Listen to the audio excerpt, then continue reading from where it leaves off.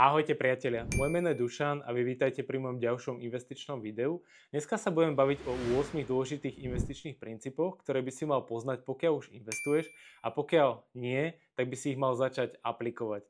Takže pokiaľ ma chceš podporiť, zdieľaj, lajkuj, daj odber na tento kanál a my poďme na našich 8 investičných princípov. Prvý investičný princíp je: nájdi svoje prečo. Dôležitá taká vnútorná otázka je, že prečo vlastne chceš investovať. Každý máme to svoje vnútorné prečo. Moje prečo bolo, lebo som chcel vytvoriť ďalšie zdroje pasívnych príjmov z mojich investícií. Pre teba to možno môže byť kúpa auta, splatenie predčasnej hypotéky, zobrať svoju rodinu na krásnu dovolenku.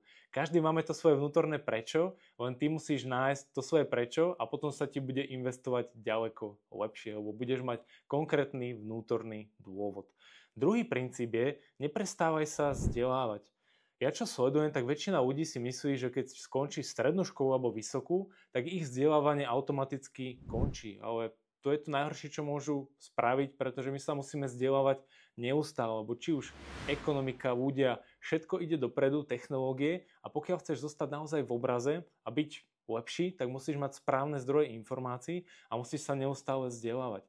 Takže nájdi si vhodné zdroje, sleduj zaujímavých ľudí, či to je YouTube, Instagram, Facebook.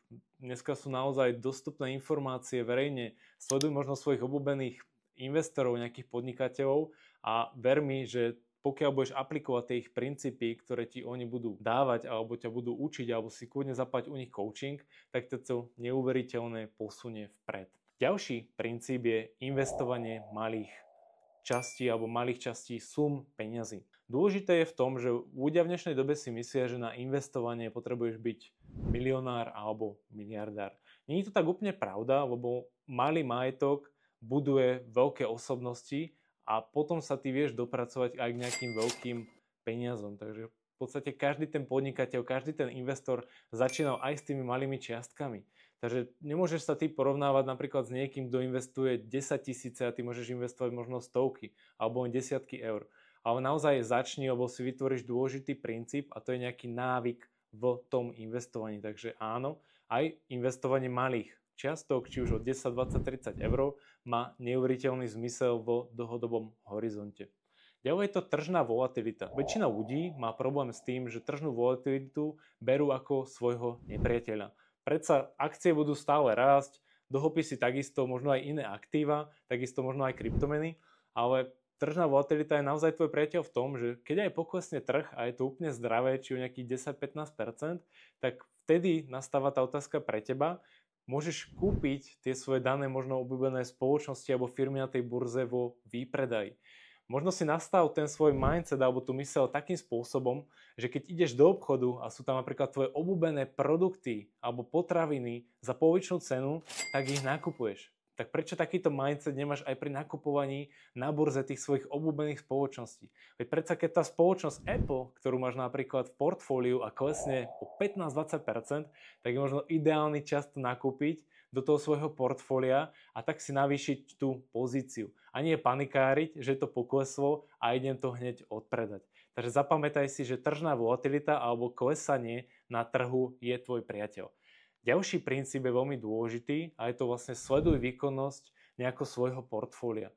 Samozrejme, každý možno investujeme do iných nástrojov. Niekto napríklad, keď bude investovať do kryptomien, tak môže mať návratnosť za rok 30-40%, pokiaľ je naozaj obdobie, keď tie kryptomeny rastú, a niekto napríklad investuje do dlhopisov, môže mať ďaleko menšiu, ale ty si uvedom to svoje portfólio a trekuj si alebo zaznamenávaj tú výkonnosť len čisto svojho portfólia. A samozrejme porovnaj si to možno s inými produktami. Pokiaľ samozrejme investuješ do nejakých ETF alebo takýchto nízkonákladových fondov, tak je to vlastne dôležité, od koho to máš, aká tam je poplatková štruktúra. Samozrejme, každé aktívum vie rásť a klesať v závislosti od času alebo od ekonomického cyklu, ale trekuj si alebo zaznamenávaj výkonnosť svojho portfólia.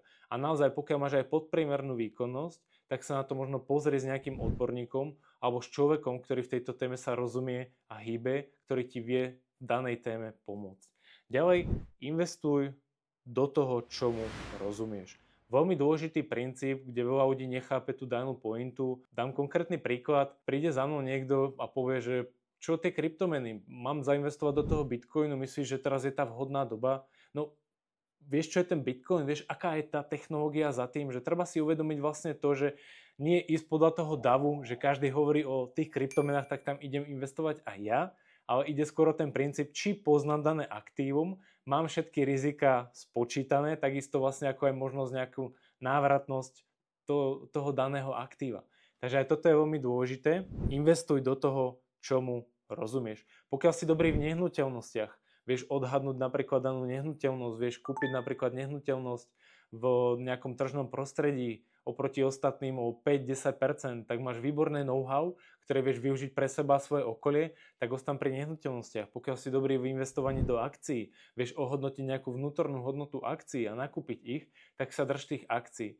A chceš napríklad investovať do ďalšieho aktíva, tak nezabudni zasa spojiť s tým druhým princípom, neustále sa vzdelávaj. Keď si chceš naštudovať to aktívum, tak ho naštuduj a potom následne tam zainvestuj. Ale musíš poznať samozrejme všetky rizika. A posledný nejaký ten dôležitý princíp, užívaj si ten svoj proces. Užívaj si tú svoju cestu.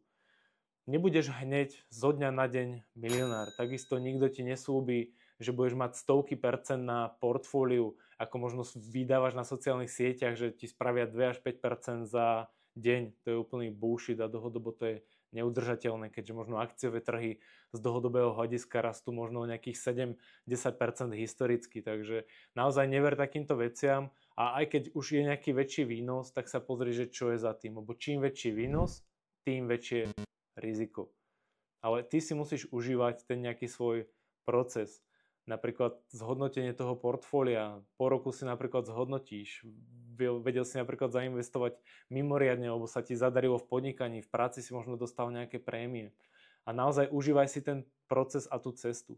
Lebo investovanie je v podstate skill alebo zručnosť ako každá iná a vieš na tom neuveriteľne zarobiť, pokiaľ sa tento skill budeš neustále dobre učiť a vzdelávať a budeš to hlavne aplikovať. A čo je najdôležitejšie na záver, aplikuj tieto princípy. Už keď nie je úplne všetky, ja rozumiem, že nie každý môže byť aktívny investor, ale zober si aspoň jeden ten princíp, o ktorom sme sa dneska bavili a začni ho aplikovať. Skúšaj si ho aplikovať každý deň, študuj si nejaké materiály. Každý si môžeme nájsť čas napríklad na pol hodinku, hodinku študovania napríklad nášho obľúbeného investora alebo nejakého mentora. A dôležitý princíp, aplikuj to investovanie. Začni tam, kde si, s čiastkou, ktorá ti to umožňuje. Aj keď môžeš možno investovať len 100 eur mesačne, tak začni s tým. Naozaj, prestan sa porovnávať s niekým, kto má už napríklad úspešnú firmu, má 40-50 rokov a je v tom biznise ďaleko ďalej ako ty, lebo niekoho krok 50 môže byť tvoj druhý. Takže zbytočne sa budeš naozaj porovnávať a môže ti to práve aj tú psychiku nejako zle nastaviť, takže ty sa naozaj porovnávaj len čisto so sebou a snaž sa byť každým mesiacom alebo každým rokom lepší. Takže na záver, aplikuj tieto princípy, dúfam, že som ti týmto nejako poradil. Počujeme sa pri ďalšom videu a prajem ti ešte pekný deň. Ahoj.